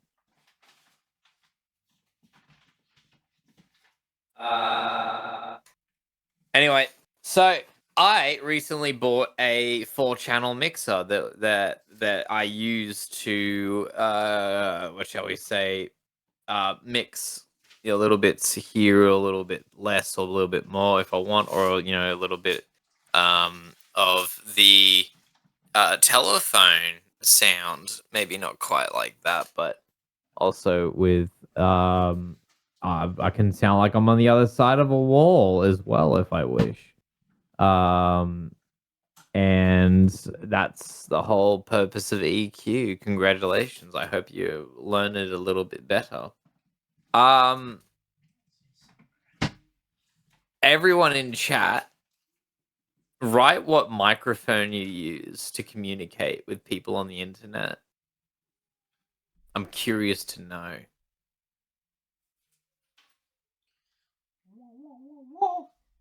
Oh, he's back. Blue, Yeti blue, but it's pink. Yep. Blue is actually a really cool audio company. Like it's all when I say cool, they also make other microphones. Let's see, Store DJ, Blue microphone, Blue microphone. So they make microphones like professional XLR microphones. Press high to low, the most expensive one I can find. Just for shits and giggles. Where is it? No, that doesn't seem correct. Blue microphone, bottle microphones for $489. Oh, I really want one. So, why is that one? So I've got like one for 489, one for 139. I'm curious to know what the difference is. So, microphones are pretty cool. So, I would like to increase my microphone collection next year because I feel like that's just something I need to do. So I like microphones because microphones kind of all have their own little personality in a way of application. So you just listen to a microphone against a source that you're familiar with, and listen to how the microphone changes the sonic characteristic of that sound source, and then that's what that's what the personality is of the microphone. You just remember it. So if you ever need to record something, you need something that's like, oh, certain personality. It's like, I'm just gonna grab this microphone, all done and dusted. So if you get your microphones, if you use the correct microphones on the correct source, you don't need to worry about EQ so much, which I find really interesting. Which is also why the Shure SM57 is used on guitar cabs because they have a really nice presence boost, which gives it like a little bit more of like a presence tone and is really good for this process called complementary EQ, which allows the guitar to have its own little cut in the mix, and still make room for the other instruments in the mix, which I find a lot of fun. You're back. I am back. So I couldn't find the training padlock. I don't know where the fuck I put it, but anyway. Oh. But I do have my lockpick kit. So this is a tensioner. So this goes in the bottom of the keyway of your lock, and then you press it one way or another, and that gives you tension. And then you got different type of picks. This is what they call a diamond pick, and so it's like a single pick where you get it in the keyway and you lift the pins up individually with it. Then you've got the 2-bump pick, which is the same thing as that. I like this one. This one's actually really good. And then so you put this in the bottom of the keyway, put the tension, and then you get this in here, and then you do that with the pins. And then you've got your what you call a rake pick. A rake pick. Yeah, so instead of using the hook to like lift the pins up individually, you shove this in and then you pull it back, and you rake the pins. So every time you do that, Oh, it pushes the right. pins up, and with tension, you can push the pins up, and it will like lock into place. You're right. And then I've also got, these are for your, so you know the Australian, like, you remember the Australian locks like in schools and stuff like that? They've got I don't know the off the top of two, my head, no. it's called bilock. They got two key rays. So when you look at the key, it's like a U. But that's the tensioner for those style locks. So you can get in there and put tension on them and then lick it.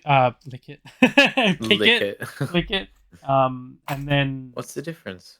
And then these are like your double rakes. So these are for locks that have pins top and bottom.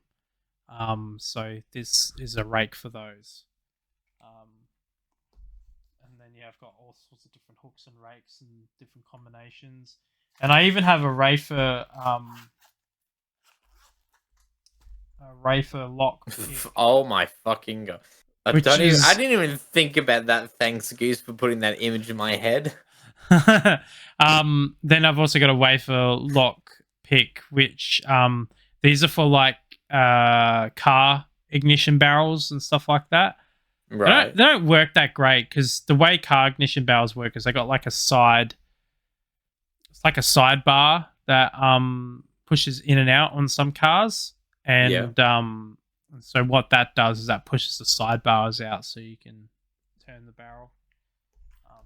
These are just cheap fucking picks. They're not that great, really. And then this is a key extractor. So when you snap a key off in your lock, you put this in and then you pull it out. It's very sharp on that hook there, and that digs into the brass and just pulls it out. So yeah. So I just have this just as a hobby. Fair enough. I mean, if you're gonna work at a locksmith company, you may as well learn it. Learn And how to locksmith. I also do have a lockpick gun. I don't know where the fuck it's gone though. What the hell is a lockpick gun? Is that just a gun you shoot the lock off with? No, so it's actually a bump. So this is it. This is the pick for it. So it goes in like that, and what it does is it bumps up. So it goes like that, really quick. And so you pull the trigger, and then it will bump the pins from the bottom. So it kind of just goes bang, bang, bang. And you do it the exact same way as like a normal hand pick, but instead of sitting there for hours picking it individually, you just keep pulling that, and it'll just keep bumping the pins, and you keep tension on, and eventually you'll open it up. And that's how you use it essentially. I had a cheapo that I don't think I've ever opened a single lock with it. It wasn't very good. But at work, they used to use it all the time. You would just hear, at my old job, you used to just hear them go, dunk, dunk, dunk, dunk, dunk, dunk, like continuously all the time with it. So, yeah, I got my old farmer tan out there. Look at my watch tan. Yeah, I'm crazy. Like, look at my white arms. Like, look at that transition. Isn't that great? Yeah. Yep. It's very bright around here. Blinded by the light. Yeah, exactly. Yeah. Yeah, it's very white. Is anyone streaming today, I wonder? What do you mean is anyone streaming? Everyone's streaming. It's the biggest party and you're all invited. I don't know about that. I don't know if we're all invited. I don't think so at all. Have you ever gate crashed a party? No. Really? Yeah, because like the thing is that I don't like going to places that I'm not invited to go. So I mean, here's the thing, right? If I'm not invited to go to a party, it's like, okay, cool. I'll stay home and play video games. Simple as Yeah. that. There used to be an app that used to post where parties are, and you used to be able to like go to them like years and years ago. Yeah. You just rock up. It's that type of app. I don't do that. That's not my fucking. That's not how I I never work. really got into it, but yeah. I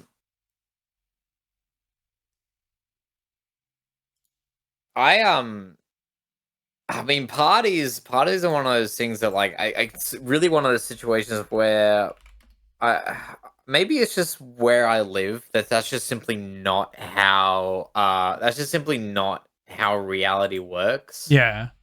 Like it's. I don't think I've ever witnessed a party where you just rock up to. You usually have to be invited to get to go into a party. Yeah. Fair enough. But if you just rock up, it's really weird. Yeah. I suppose like some of the parties in my local area are that big that that if you rocked up, no one would notice. But we've Nah, I don't think we've had big parties where like we had over 100 people and Nah, gate I've crashes never been to turning one up. of those. Yeah, well, we had parties that big that would have friends that would bounce for us and rotate bounces. Yeah, nah, nothing like that.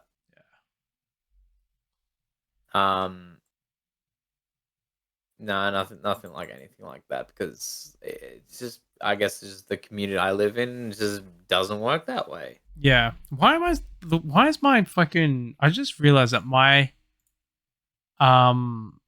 is my webcam like zoomed in on my face. So I need to adjust the webcam. No, it looks about. It looks. Oh, Or it's it looks Twitch. right to I was me. just looking at Twitch. Twitch makes it look like I'm like it's right in my face. I just realized that like Twitch is like really zoomed in on me. It's really creepy. Yeah. Oh god. I Oh, what the fuck was I gonna say? You were talking about gate crashes and bouncing and all that Nah, sort I'm of fun over with stuff. that one. Okay, I don't know. so do you have a favorite microphone? Once we're going off of frogs, now let's go on to microphones.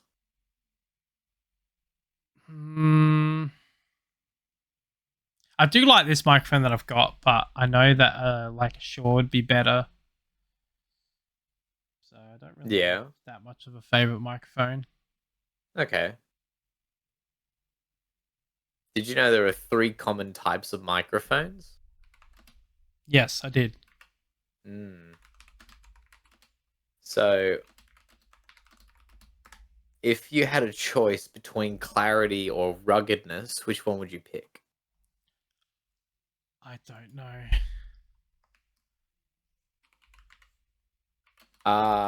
I personally prefer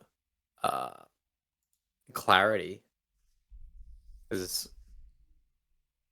the microphone that I'm using is called an ISK CM20. Yeah. ISK CM20. It's a fucking El Cheapo microphone. It's like they're literally about $45 each, right? Yeah. But it's my favorite microphone.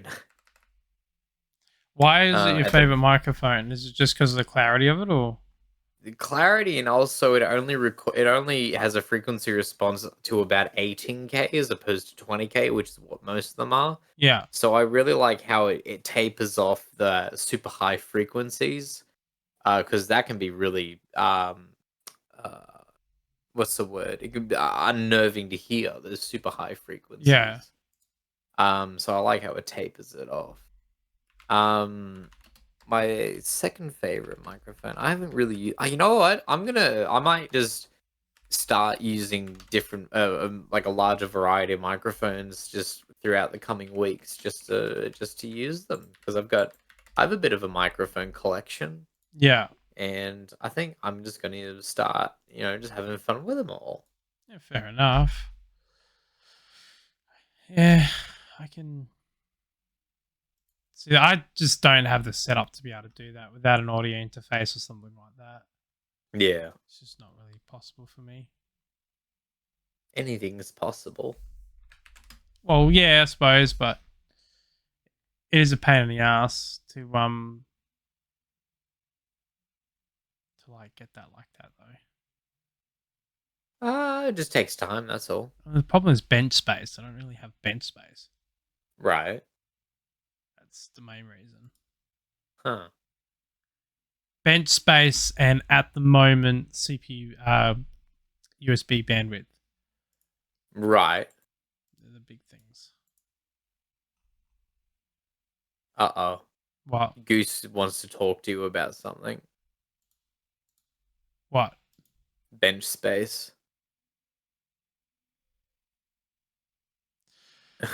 Yeah.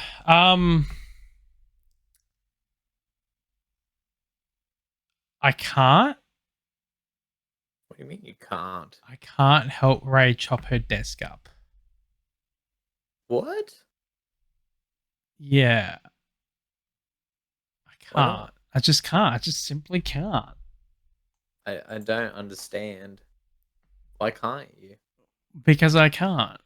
I can't give you a reason, but I can't. I can't. It sounds like you're making stuff up. I can't. But what?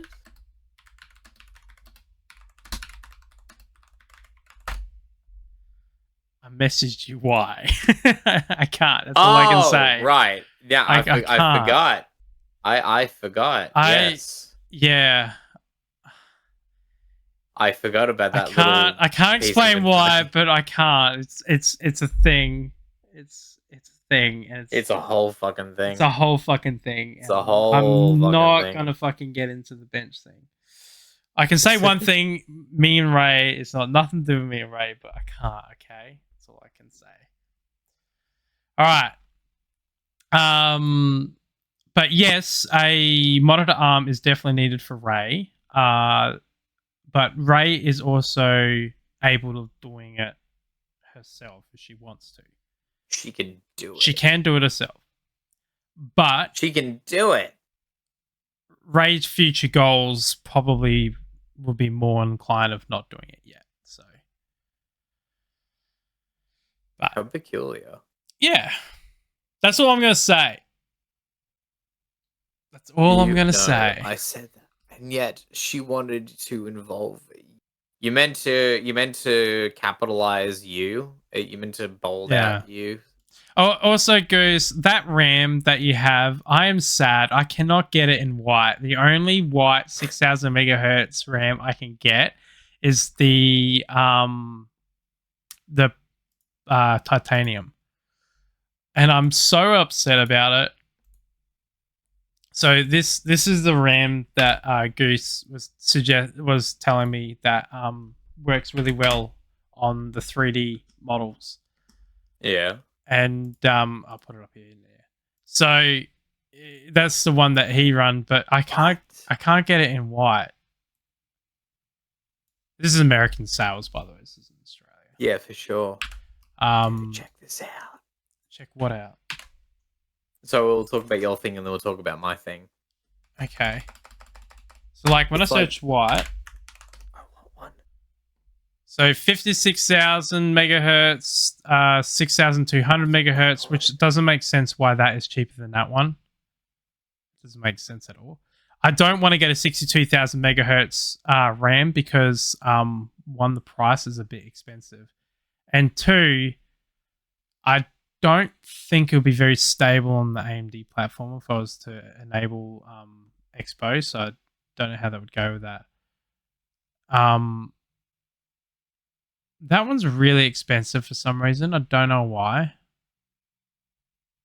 Might be something to do with latency. But that's the one that I'm going to go for. But it actually only costs $160. I don't know why it says $339. I'm so confused why the prices have all fucking changed. This doesn't make sense. Oh, it's just figuring itself Yeah, out. so look, there it is. There, so that's the price of that it normally is, like $189. I don't know why that is $329, and it's a slower speed than that one. That's actually the price that they normally are. It's very confusing. Yeah, so this RAM stick here, the Vengeance, is what I'm going to go with. I actually like the look of the Vengeance more than I do the Dominator. But the price point of the Dominators, I just can't justify the price for the Dominator. And then the Platinums are ridiculously expensive. Yeah. But the good thing about the Vengeance actually a better RAM stick than both the Dominator and the Platinum, because the Vengeance RAM actually has a higher clock speed. So overclocking is actually better on the Vengeance than it is on the other RAM sticks. I don't know why it's like that, but because it's cheaper, you would think it would be the more expensive ones. But with these ones, it seems on the Corsair website you're paying for the bigger heat shrink shield. That's really what you're looking for. With these, you're paying for performance. So, it's weird to me, but it's just how it is, I guess. So, what was it that you were talking about? Oh, I sent you a Discord message. It's a microphone for Oh, like really? under $200. It's an XLR microphone for under $200. The problem is that it's back ordered, so good luck anyone. I might have to go to Dominator then, because I would trust your word, because you and I are going to have like a very similar CPU. That's all right. I'll find a 6,000 megahertz Dominator. Even if I run Expo, but then bump it down to 6,000.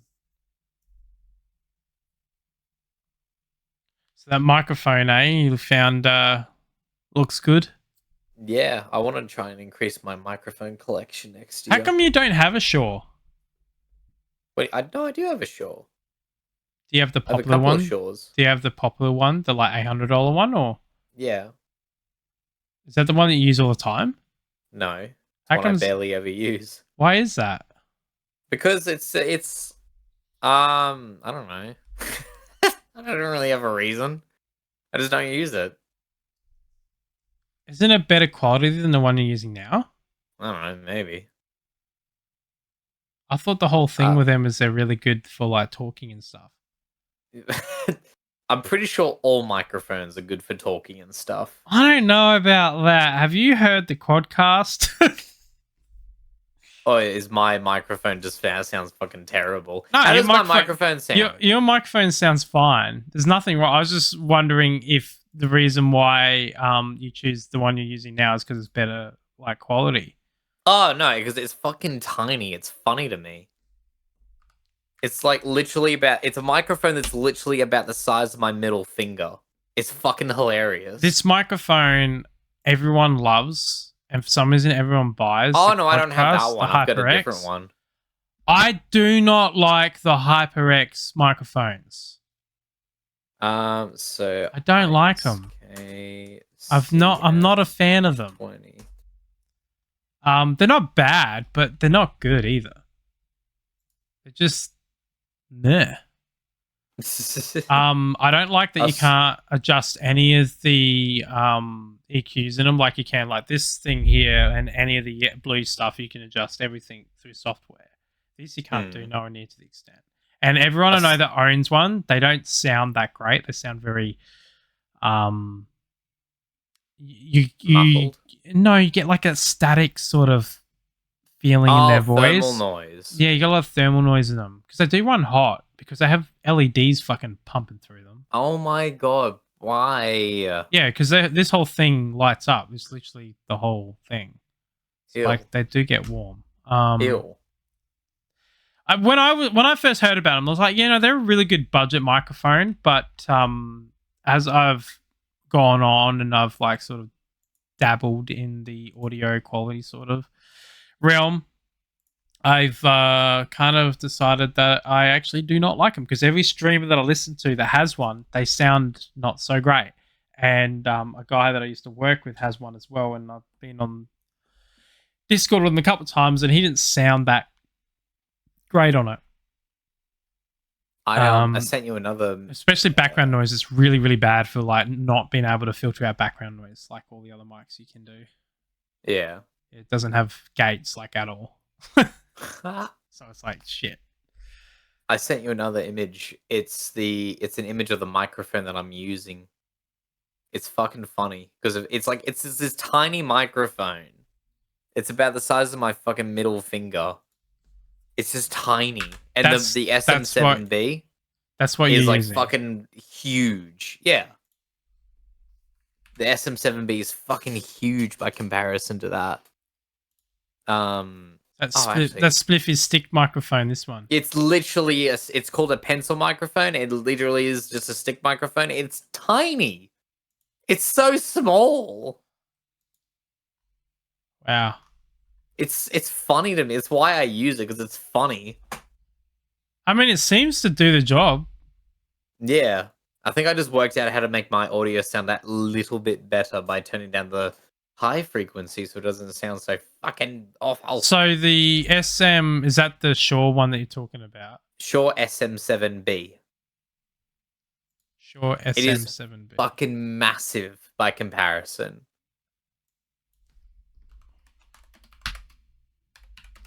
Do you need me to send you a picture? Or No, a I've link? got it up. Yep, that one. That's the normal one that everyone uses, isn't it? Yes, it is huge. It's a really big microphone by comparison.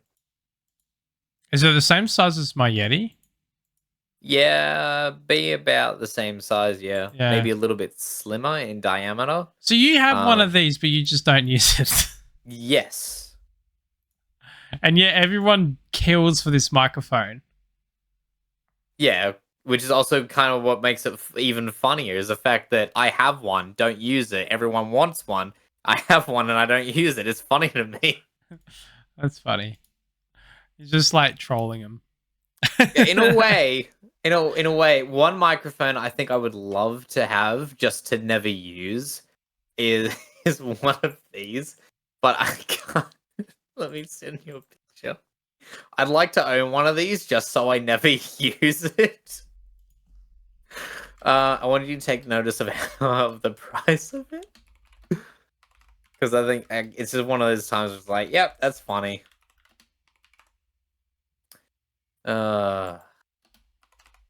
It's a company named Neumann, and Neumann is notorious for having expensive microphones. Albeit, once you buy one, you'll probably never have to worry about it ever again. But still, Yeah. Yeah, it's true. what's the most expensive microphone I can find and then buy it and then just not use it? Oh, here we go, $12,000. Anyway, look at that. Look at that link I sent you. Now. Oh my Do god. it. What? Why the fuck? What is that? Looks like a rocket ship. Yeah. But it would be. I do want to own one of those. $5,399 for a fucking microphone. There is no Yeah. way in the world it would be that great. It's It's not even that great when you look at its specs. It comes in a wooden box. No, wooden box is good. We Frequency like wooden range boxes. 20 to No, 20. we like wooden boxes. Its range we is like 20 wooden hertz boxes. to 20 kilohertz. This microphone has a bigger range than it. Sensitivity at 1 kilohertz into 1 KOHM. I actually don't know what that means. Sensitivity at 1 kilohertz. So when you push 1 kilohertz into the diaphragm, when you oscillate 1 kilohertz at 1 meter, I think it's 1 meter away, into 1 kilo ohm, you produces. Why does that come? Oh, right, because it has pads 20, 28, and 22 millivolts per Pascal. At give or take 1 dB. Oh, I see. Okay, so at Omni. So Omni is its most the sensitive setting. So you set it to Omni, it produces 20. Oh shit! No, that's the least that's the least one. Cardioid Its cardioid polar pattern produces the most amount of voltage per pascal when you oscillate 1 kilohertz 1 meter away, going into a 1 kilo ohm load rated for 200 ohms. I think this thing's not necessary. That's what makes it funny. It doesn't To own one and then never use it. It doesn't You do can anything record literally better. anything with this. It doesn't do anything better than like a Shaw or any of the others. It does exactly the same. Actually, no. That's not correct at all. What does it do better? So it records frequencies flat. So Okay. SM7B frequency response. Okay, so that looks about right. So I'm gonna send you a link. Sent you a link. Now I'm gonna send you another link. Okay, actually no, I'm not gonna send you a link, I'm gonna send you an image. Okay, I'm just going to delete. So that I'm going to send you an image. That is the frequency response of an SM7B. So U87 frequency response. That looks about right. So the Shaw's basically, in description, what I'm looking at here is like pretty much flat, and then at the end it goes blah, blah, blah, blah. Yes. Yeah. Now I'm going to send you a second image.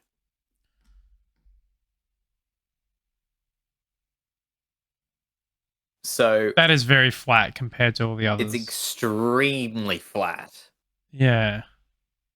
And that's the difference between the SM7B and the Neumann U87. So it just is flat. So I guess its clarity would be a lot better. Oh, absolutely. Typically, when you use an A87, a U87, you typically don't need EQ unless you're using complementary EQ. But SM7B, you need a compressor to drive the microphone correctly. Yeah. A U87, you need very little gain to actually get a signal out of it.